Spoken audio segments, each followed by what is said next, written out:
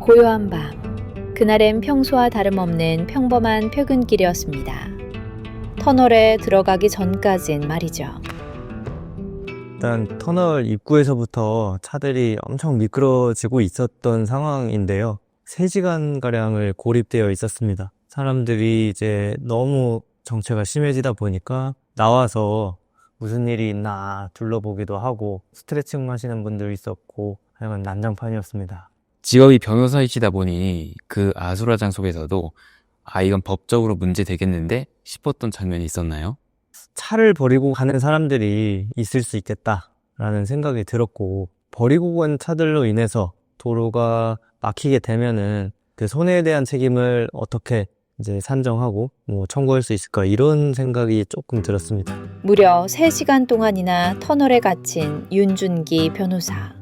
터널 안에서는 작은 사고가 일어나기도 했고 차를 버리고 나오는 사람들도 있었는데, 눈길 운전, 법적으로 꼭 알아야 하는 사항들을 정리해 보겠습니다.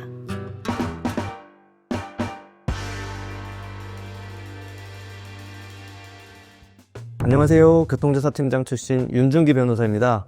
폭설 때문에 다들 고생 많으셨죠?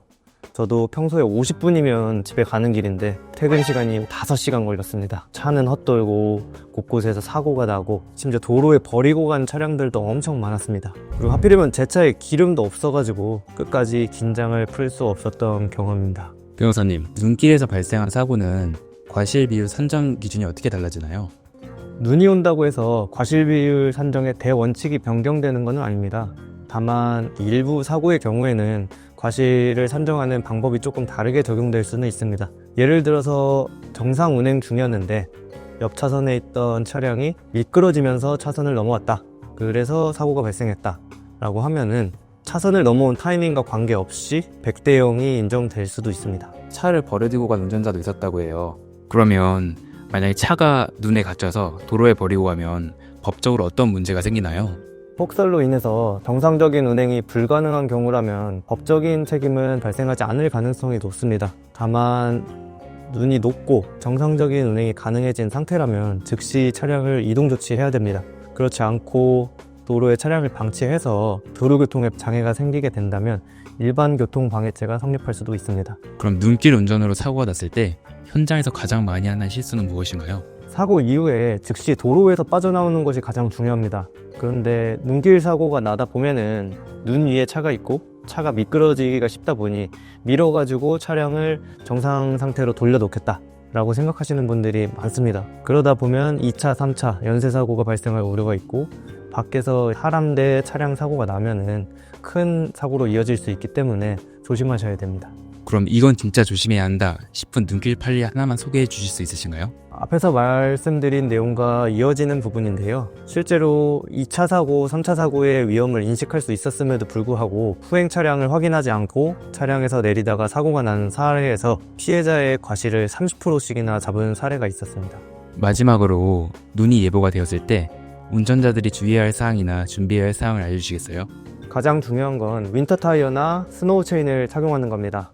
윈터 타이어를 장착한 2륜 구동 차량이 4계절 타이어를 장착한 4륜 구동 차량보다 눈길에서 더 강력합니다. 두 번째로는 충분한 차간거리를 유지하는 게 중요합니다. 다 아시겠지만 눈길에서는 제동거리가 평소보다 2배, 3배 길어지기 때문에 충분한 차량거리를 유지해서 사고를 미연에 방지하는 것이 가장 중요하겠습니다. 마지막으로는 급브레이크, 급가속, 급격한 핸들 조작을 피하셔야겠습니다. 대부분의 미끄러짐 사고가 이런 행위들로부터 발생하는 경우가 많습니다. 제가 오늘 아침 출근길에 열심히 제설을 하고 계시더라고요. 근데 만약에 제 집 앞 빙판길에서 누가 넘어져 다치면 배상을 해줘야 되나요? 자연재해 대책법에 보면 건축물 관리자의 제설 책임을 규정하고 있습니다. 따라서 이러한 제설 책임을 이행하지 않고 눈이 쌓인 것을 방치한 상태에서 행인들이 사고를 당하거나 한다면 민사상 손해배상 책임이 인정될 수 있습니다. 변호사님, 눈길 사고는 CCTV나 블랙박스가 잘 안 보이는 경우가 많은데 이런 상황에서 수사기관이나 보험사가 과실을 판단하는 핵심 근거는 무엇인가요?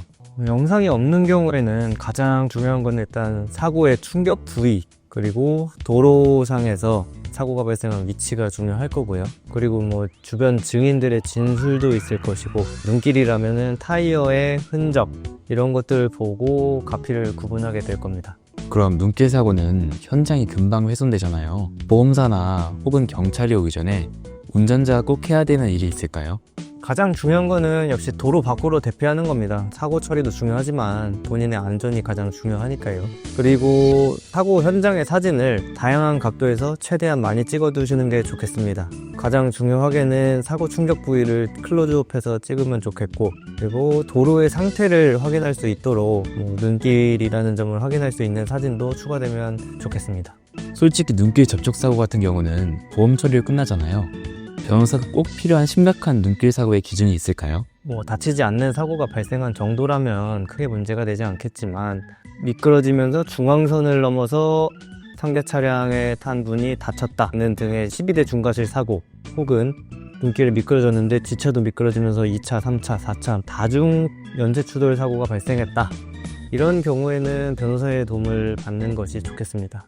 오늘 저처럼 눈길에서 몸도 마음도 아주 고생 많으셨을 것 같습니다. 저도 5시간 동안 차에 갇혀가지고 기름은 떨어져 가는데 히터는 끈지 오래고, 시동도 저는 끄면서 겨우겨우 버텨서 집으로 돌아갈 수 있었습니다. 오늘 따뜻하게 쉬시고 혹시라도 문제가 생기시면 꼭 전문가와 상담을 받아보시길 바라겠습니다. 수사반장 윤중기 변호사였습니다. 감사합니다.